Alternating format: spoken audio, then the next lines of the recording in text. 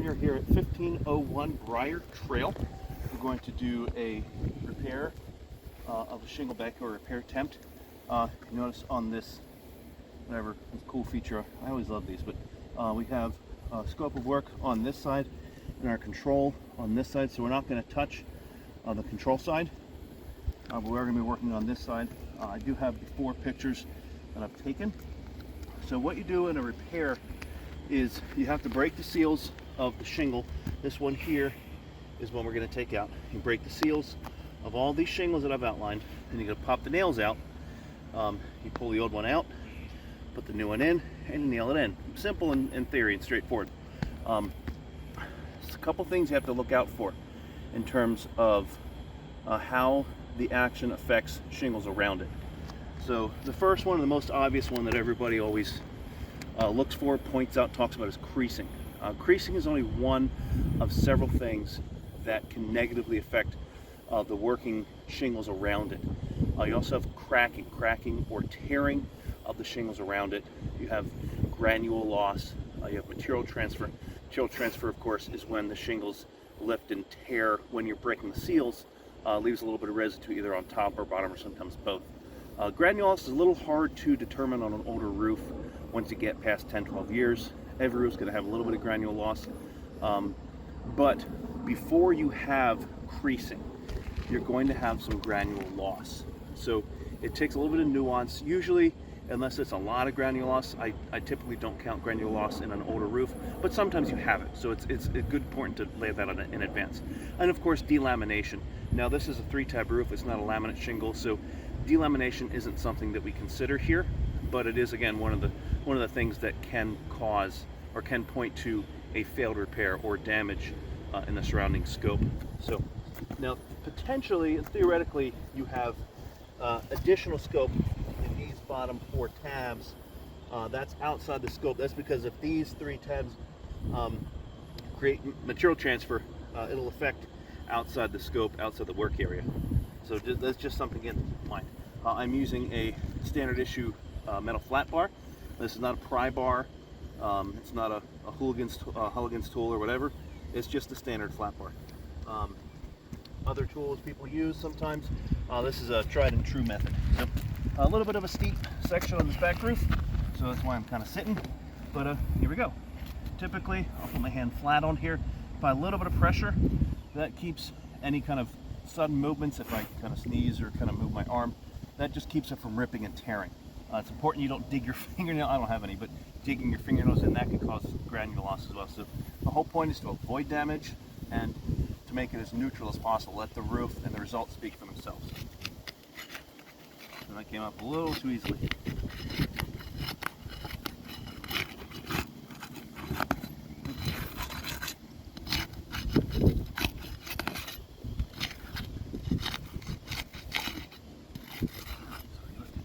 That one's already lifted. Side. So what we're going to do next is I'm going to use my 6-inch plastic scraper to gently peek up under, lift about 1 inch, to look up under the shingles to determine, do we have material transfer? I'm going to do this before anything else, and I'm not just going to use my hand to lift it because that can cause tearing on the leading edges. So kind of got to get low. Oh, there's a dead bird on the roof. Oh, kind of get low to see, do we have material transfer? If we do, I'm going to have the camera come down and take a look so you can kind of see. But so that one looks okay. That's only lifting about 1.5 inches. That one looks okay. I do have some material transfer here. So if you can, I don't want to lift this a bunch of times, but I'll point there. If you can see right there with the camera, get that shot where my finger is. That right there is material transfer from this one. So we've affected 2 shingles for material transfer. We also have right there, that divot right there. I can't lift that up too high, but that divot right there, that's evidence of material transfer up top here. So now this shingle is going to come out, so maybe we'll get a good view of that. But we have material transfer on, and there's a break here. So there's 2 full shingles that are outside the scope that have been affected from material transfer here. Now, is it a huge amount? No. But is it material transfer? Absolutely it is. There, nothing. Nothing. There's a little bit of material transfer here as well. You might as well just stay behind me for a minute while I'm finishing up, looking up these. See that there? My finger's pointing. You get to see that on the film? Right there. There's a little bit of spot. Right there. Rubbing it. Oh well, it's there anyway. Yeah. So, all right. Go back a little bit. Nothing there. A little bit there, but nothing major. Nothing. Okay, so we did have some material transfer. Some material transfer. So we already have positive signs that this is going to be a challenge. Next, we got to pull the nails. Again, we're not looking the shingles too high. Now, this is a common place you're going to find tearing of the shingle. So it's important when you're pulling these nails, you're not just going rah, and just go, hulking it out. When you have two nails on either side of the keyway like I do here, you gotta kind of go back and forth a little bit so you don't rip the shingle. Two nails. That's the way it's supposed to be, so that's good. Whoever nailed this shingle did it right.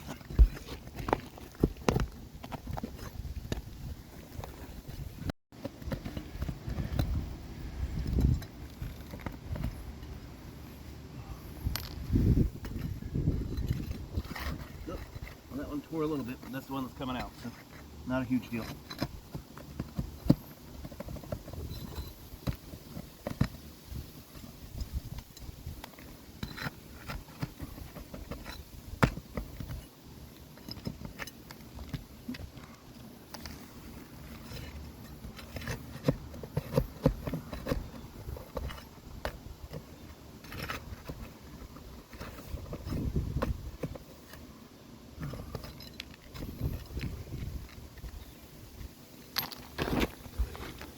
One.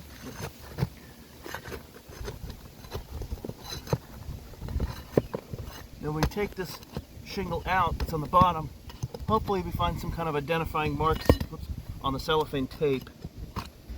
That should tell us a lot about who made it, manufacturer, if it's available or so on. So this bottom shingle should just slide right out. And it does. Alright, so cellophane tape says nothing. Sometimes the absence of something tells us just as much as the presence of something. So I want to point out a couple things.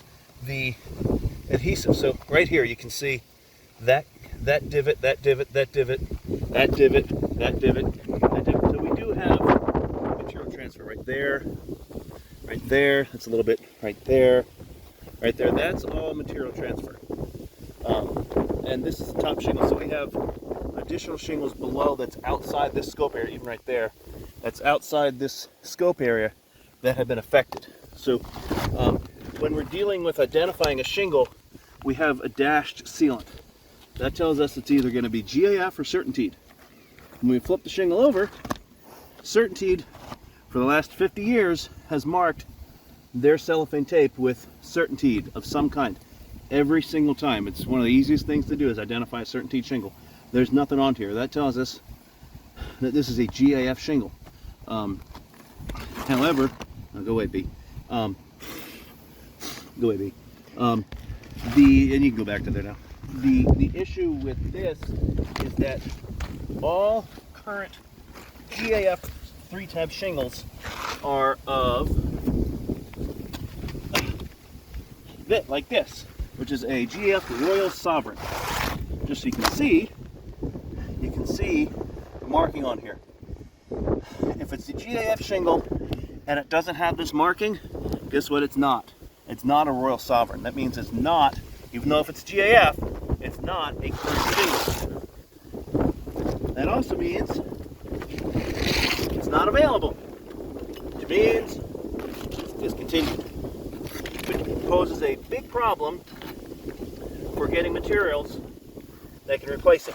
Now, this is all field experience knowledge. So, do we know absolutely 100% definitively it's discontinued? Do we know absolutely 100% it's not compatible? No. So, I'm still within the code to put this shingle in there because I don't know 100%. If I had absolute guarantee lock that it was, then what I'm doing right now is breaking the law, because code compatibility is enforceable by law. Until I get an independent lab to test it and confirm it, there's still some doubt.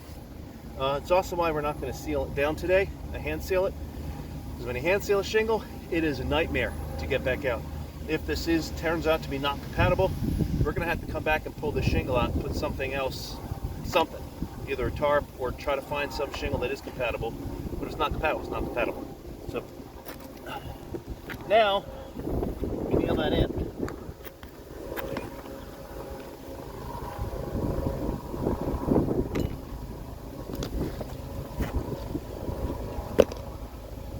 Getting brand new nails. It's never good to use old nails. Don't put nails in your mouth. Shingle.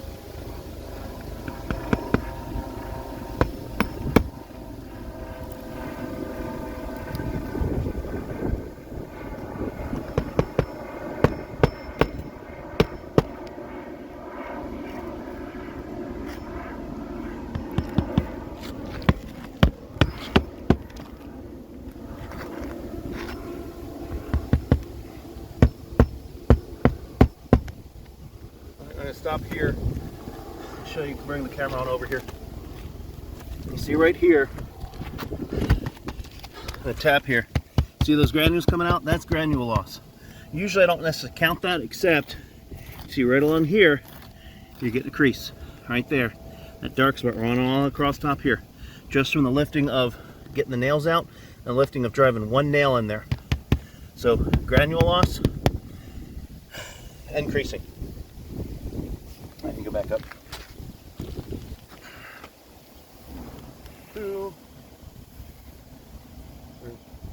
Once again, don't put nails in your mouth. It's twice. Do as I say, not as I do, guys.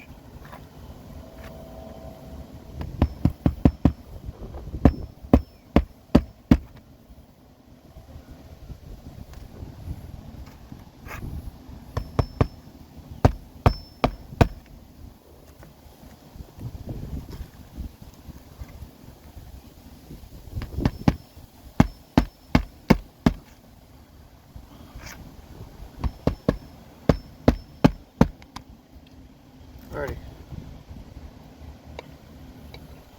Going to bring that camera over here. Once again, we do have, not too bad, but we do have granules coming out of here. We do have creasing forming right along the top here. So there, on the top there, and look at all those granules coming out. Now, let's take a look at up here. When I'm tapping here, outside the work scope, nothing. No granules coming out. No granules coming out. It's where we manipulated the area. Not a whole lot of granules coming out of this one or that one. But you saw the granules that were coming out of that. And we have a crease there. So, we have creasing and granule loss on that one. We have, there's a little granule loss on that one. We have creasing, granule loss on that one. We have mat transfer on that shingle, mat transfer on that shingle.